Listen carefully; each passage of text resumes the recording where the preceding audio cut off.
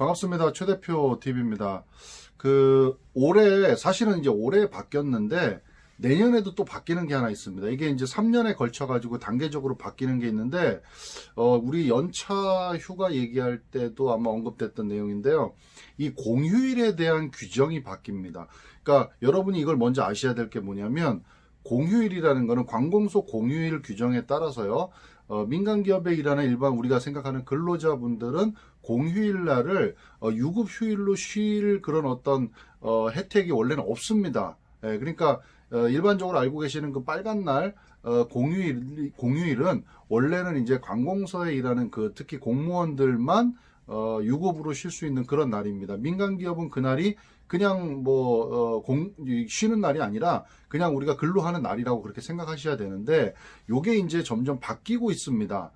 자, 이미 법이 개정된 거는요, 2018년에 개정이 됐고요. 시행이 바뀌고 있는데, 2020년 올해 기준으로 얘기하면 상시근로자 300인 이상 사업장이 이게 시행이 됐고요. 내년 2021년부터는 30인 이상 사업장이 적용이 되고요. 그 다음에 2022년부터는 5인 이상 사업장이 적용이 됩니다. 이거는 뭐냐면 이 공휴일, 관공서에 일하는 공무원들이 쉬는 이 공휴일에 대한 규정이 민간기업도 똑같이 적용이 된다는 겁니다. 자, 그러면 내년 2021년부터는요, 30인 이상 사업장, 상시근로자가 30인 이상 사업장은 이 공휴일 날 쉬게 되는데, 이때 유급으로 쉬는 거에 대해서 또 돈을 지급을 해줘야 된다. 유급으로 쉬는 날이다. 유급 휴일이다. 이렇게 알고 계시면 됩니다. 자, 그래서 몇 가지 제가 좀 살펴볼 건데, 대신에 이 관공서 공휴일이 민간기업에 적용이 되는 대신에 이제 이 기업 입장에서는 이제 부담이 좀 증가한다고 볼 수가 있겠죠. 그래서 정부에서는 민간기업에 대해서 이런 지원을 해주는 혜택을 좀 만들었습니다. 그래서 그거를 좀 몇 가지 살펴보고자 하는데요. 자, 대상이 되는 기업은 어디냐면 법이 아까도 말씀드렸지만 2018년에 이미 개정이 됐고요. 그 다음에 우리 회사가 시행되기 전까지, 그러니까 아까 시행일은 제가 말씀드렸죠. 300인 이상은 2020년부터 시행, 그 다음에 30인 이상은 2021년, 그 다음에 5인 이상은 2022년부터 시행인데, 이게 시행되기 전까지 공휴일을 유급휴일로 완전하게 전환을 완료했고, 그 과정에서 5일 이상을 유급휴일로 새롭게 전환한 전환한 그런 기업을 대상으로 이 지원 혜택이 주어진다는 겁니다. 자, 그럼 어떤 지원 혜택이 주어지냐, 이거 좀 잘 보시면 좋겠죠. 자, 우선은요, 그 고용장려금 중에 공모형 고용장려금이 있습니다. 자, 여기서 비공모형과 이제 공모형이 있는데, 이 공모형이라는 거는 뭐냐면 쉽게 얘기하면 우리가 사업계획서를 써서 승인을 받는 그런 지원금들을 얘기합니다. 어떤 게 있냐면요, 뭐 일자리 함께하기라든가 일가정 양립 환경 개선 지원금 등 이런 것들이 있어요. 그러니까 일가정 양립 환경 개선 지원금에는 뭐 시차 출퇴근제, 뭐 이런 유연근무제 이런 것들이 있거든요. 그래서 이런 것들에 대한 인건비, 간접 노무비 등에 대해서 지원 혜택이 추가적으로 있을 것이다 라는 거고요. 그 다음에 스마트형 공장, 스마트 공장 구축 및 고도화 이런 거 관련되어 있는 그 보급 사업에서도 좀 혜택을 지원해 주겠다. 그 다음에 농식품 분야 인력 지원에 혜택을 주겠다. 관광 중소기업 대상으로 혁신 바우처 등에 대해서 우대 지원을 해주겠다고 그렇게 얘기를 했습니다.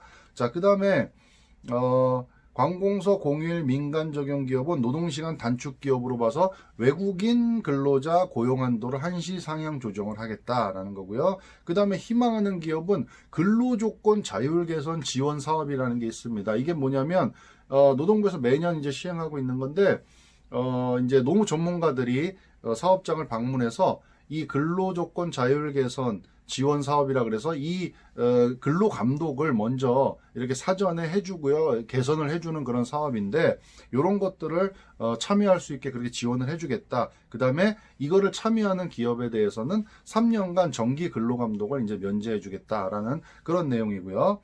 자, 그래서 여기에서 이제 30인 미만 기업의 경우에는 법정 시행일인 2022년 1월에 앞서서 선제적으로 공휴일 민간 적용을 시행하면 추가 인센티브를 줍니다. 그러니까 내년부터는 30인 이상인데, 자, 30인 미만의 5인 이상의 사업장들은 또 아까 말씀드렸던 것 외에도 추가적인 또 혜택을 주겠다는 겁니다. 그게 뭐냐면 공공부문 조달 계획 낙찰차 결정 시에 가점을 부여하겠다. 공공부문 조달 계약 낙찰자를 결정할 때 가점을 부여하겠다. 그 다음에 국책은행 일자리 금융상품 이용 시에 금리 우대 혜택을 주겠다. 그 다음에 신용보증기금 보증요율도 차감을 해주겠다라는 그런 내용이고요. 그 다음에 제조업체 등 일부 업종을 대상으로 법정 시행일까지 산재보험료율도 10%를 경감을 해주겠다라고 이렇게 얘기를 하고 있습니다. 자, 정리를 좀 해드리면요.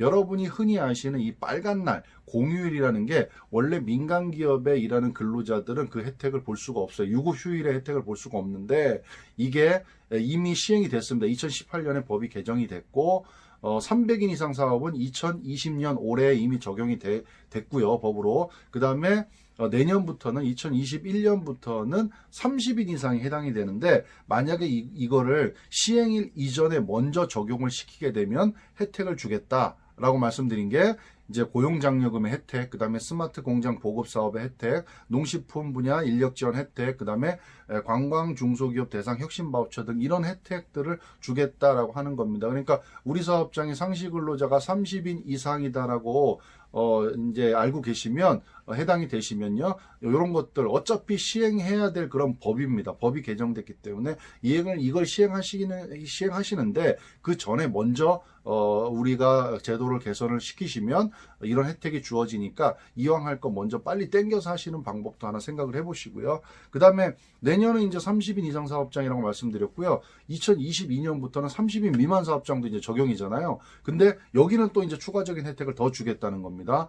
그러니까 1년 정도의 이제 시행일까지 기간이 남아 있는데 이거를 먼저 시행을 하게 되면 공공부문 조달 계약 이런 거 할 때 가점을 주겠다. 그 다음에 뭐 금융상품 이용할 때 금리 혜택을 주겠다. 그다음 신용보증기금 보증요율도 차감해주고요. 산재요율도 경감해준다. 이런 혜택들이 있으니까 이 부분 좀 우리가 어느 상시근로자가 몇 명이 해당되는지를 먼저 체크를 해보시고 우리가 어떤 법에 적용이 되고 어떻게 바꿔야 되는지를 먼저 체크하신 다음에 뭐 이왕 하는 거 이런 혜택들이 있으니까 좀 추가적으로 받을 수 있는 혜택들은 챙겨서 좀 받으시면 좋겠다는 생각이 들어서 좀 영상을 남겨봤습니다. 오늘은 여기까지 하겠습니다. 감사합니다.